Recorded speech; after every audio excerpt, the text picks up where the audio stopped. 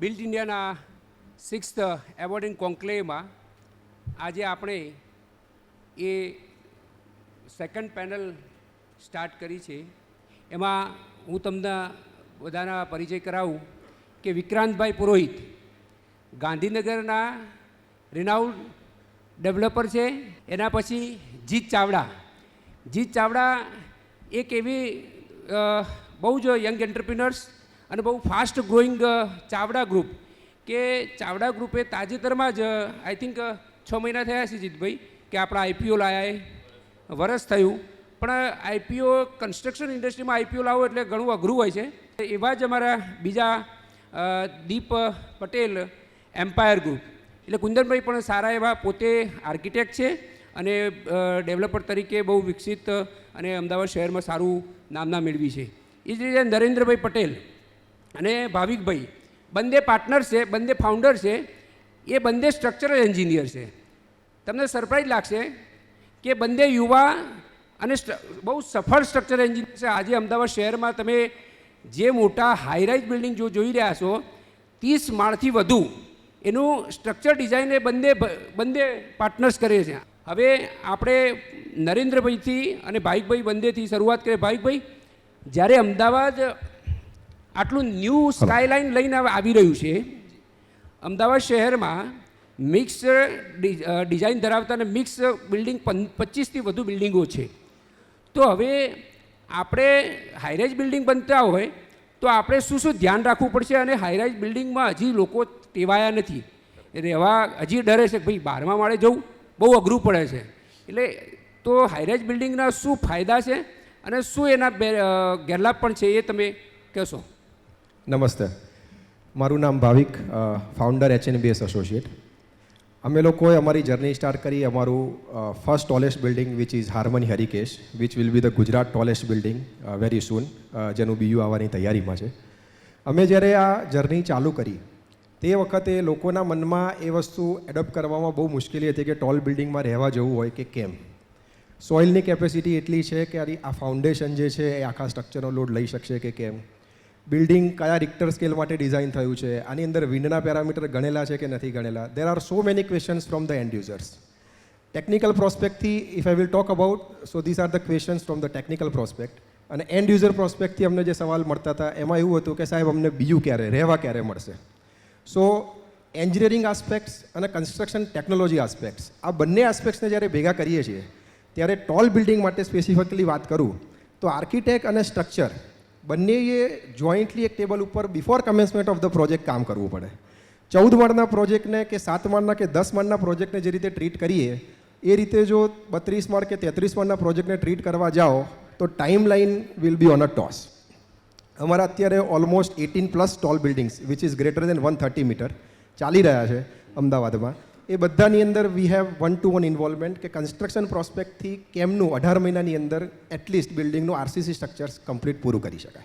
High-rise building જ્યારે બનાવવાનું હોય ત્યારે બિલ્ડિંગ મટીરિયલ ઉપર શું ધ્યાન રાખવું જોઈએ? બિલ્ડિંગ મટીરિયલની અંદર મેઇન ગ્રીન કોન્ક્રીટ અથવા ગ્રીન મટીરિયલની વાત કરીએ તો જ્યારે 2014ની અંદર કોકને અમે એવું કહેતા હતા કે સિમેન્ટની અંદર ફ્લાય એશ એડ કરવી જોઈએ કે સિમેન્ટમાં GGBS એડ કરવો જોઈએ, તો પ્રતિસાદ એવો મળતો હતો કે that is a waste material, કોન્ક્રીટમાં આ બધી વસ્તુ યુઝ ના કરવી જોઈએ. અત્યારે તમે 10 વર્ષે આજે જુઓ છો તો 50%થી વધારે GGBS અને ફ્લાય એશ રિપ્લેસ કર્યું છે, which is the good sign which reduce the actual carbon footprint of building. એટલે મટીરિયલની અંદર જે અવેરનેસ આવી છે બિલ્ડરો તરફથી, એન્જિનિયરો તરફથી, એ બી એક રિમાર્કેબલ છે. પ્લસ ડક્ટાઇલ મટીરિયલ, જે સ્ટીલ વિશે કોઈને ખબર નથી, જૂનું સ્ટીલ 6 mm સળિયા, 8 mm સળિયા, એની અંદર સ્ટેન્ડ્સ ડી કરીને એક નવું જે ISO માર્ક સાથે ચાલુ થયું વિચ સ્ટેન્ડ્સ ફોર ડક્ટિલિટી, જેની કેપેસિટી 14.8% કરતાં ઇલોંગેશન વધારે હોય છે. આવું જ્યારે કહેતા હતા ત્યારે લોકોને સરપ્રાઇઝ લાગતું હતું, પણ નાવ બધા જ ડેવલપર્સને, બધા જ એન્જિનિયરોને એની અવેરનેસ આવી છે. તો ગુણવત્તાની વાત કરીએ તો 33 માળની અંદર as per national building code અને as per Indian standard codal પ્રોવિઝનના લેટેસ્ટ તમામ કોડ આની અંદર યુઝ થાય છે. નરેન્દ્રભાઈ, તમે અત્યારે ટ્રોગોનનું નિર્માણ કરી રહ્યા છો, એનું સ્ટ્રક્ચર ડિઝાઇન તમે કર્યું છે. યસ. તો તમને સ્ટ્રક્ચર ડિઝાઇનમાં શું ચેલેન્જ આવ્યા? કારણ કે હાઈરાઇઝ જ્યારે બિલ્ડિંગ બનાવતા હોઈએ ત્યારે તમારે ચેલેન્જિંગ બહુ બધા હોય, કારણ કે એનું આરસીસી દાખલા તરીકે કઈ રીતે કરવું, પછી એનો વિન્ડ ફ્લો કેવી આવશે, એની હાઇટ કેટલી આવશે, પછી ભૂકંપ પ્રૂફ પણ બનાવવું જોઈએ, આવા ઘણા બધા ચેલેન્જિંગ આવે છે. તો તમને પર્ટિક્યુલરલી ટ્રોગોન સહિત બીજા હરિકેશ હાર્મોની આ બધા જે બિલ્ડિંગો હાઈરાઇઝ તમે સ્ટ્રક્ચર ડિઝાઇન કરી રહ્યા છો, તો અમે ચેલેન્જિંગ શું લાગી રહ્યા છે એ આપણા વર્ક. પ્રેક્ટિકલી સ્પીકિંગ કે અહીંયા જે એન્જિનિયર્સ છે, કોન્ટ્રાક્ટર છે, અમુક લોકો ફર્સ્ટ ટાઈમ 100 મીટર બિલ્ડિંગ ઉપર કામ કરી રહ્યા છે. ઇવન આપણા લેબર બી છે કે કઈ રીતે રાફ્ટ બાંધવો. કોઈએ 3 મીટરનો રાફ્ટ ફર્સ્ટ ટાઈમ જોયો છે કે ભાઈ આટલા ક્વોન્ટમમાં આટલું સ્ટીલ કઈ રીતે બાંધવું. Temperature control concrete first time આપણે કર્યું અહીંયા હાર્મની હરિકેશના રાફ્ટમાં, અને ઇવન બધા જ પ્રોજેક્ટમાં આપણે કર્યું છે. હવે આટલા બધા આઇકોનિક લોન્ચ થઈ ગયા છે એટલે હવે એ પ્રોબ્લેમ તો એવો છે નહીં મેજર, કે બધા સમજી ગયા છે કે એસઓપી બની ગઈ છે કે હાઉ ટુ ડૂ ધેટ. પણ હું બધા એક ડેવલપર માટે એક સલાહ આપવા માગું છું. મતલબ એક મારું, આઈ એમ અ વેરી સ્મોલ પર્સન, પણ એક મારા સ્ટેટિસ્ટિક્સ છે કે કોઈ બી આઇકોનિક બિલ્ડિંગ આપણે પ્લાન કરવું હોય તો ફર્સ્ટ ઓલ